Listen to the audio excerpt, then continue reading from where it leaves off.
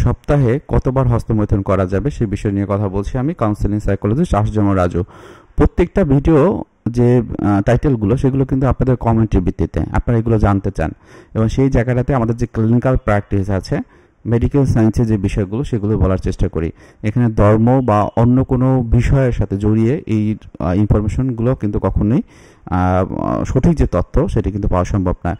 আপনাদের উদ্দেশ্যে বলবো যে কথাগুলো বলছি সেটা অবশ্যই আপনার নিজস্ব জ্ঞান এবং মানকে বজায় রেখে যেন এটাকে আপনি পরিচালিত করতে পারেন সেটি লক্ষ্য রাখবেন।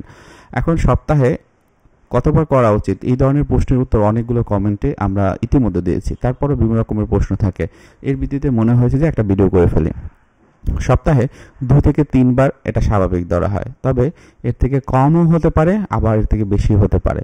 এখন বেশি পরিমাণটা যদি অতিরিক্ত পরিমাণে হয়, যেমন দিনে একবারের বা একাধিকবার হচ্ছে, সেটা কিন্তু ক্ষতি হতে পারে। আবারও আমরা বলছি যে আমরা যে কথাগুলো বলছি বা আমি যে কথাগুলো বলছি এগুলো মেডিকেল সায়েন্স বা ক্লিনিক্যাল প্র্যাকটিসে সেটাকে বলা হয়।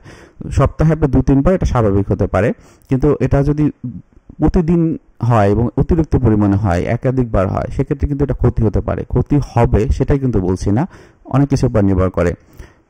আপনি যদি ঘন ঘন এটি করেন তাহলে শরীর এবং মনে কিন্তু একটা ক্লান্তি ভাব আসে, এবং তখন দেখবেন মানুষের সাথে কথা বলতে একটু খিটখিটে মেজাজ হয়ে যাচ্ছে, বা কারোর সাথে মিশছেন না, কোথাও একটু যেতে হয়, শরীরটা ভালো লাগছে না, একা থাকছেন।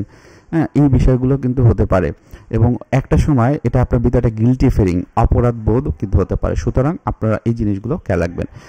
অনেক সময় সম্পর্ক এবং জীবনের অন্য দিকগুলো কিন্তু বাধাগ্রস্ত করে, সংখ্যা এই ক্ষেত্রে কমিয়ে ফেলবেন।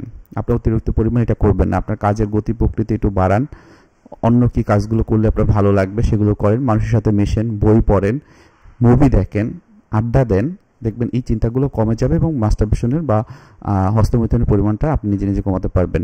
নিয়মিত শরীর চর্চা করুন। মানসিক ব্যস্ততা খুবই গুরুত্বপূর্ণ, সেই মানসিক ব্যস্ততা কীভাবে তৈরি করবেন সেটি করুন।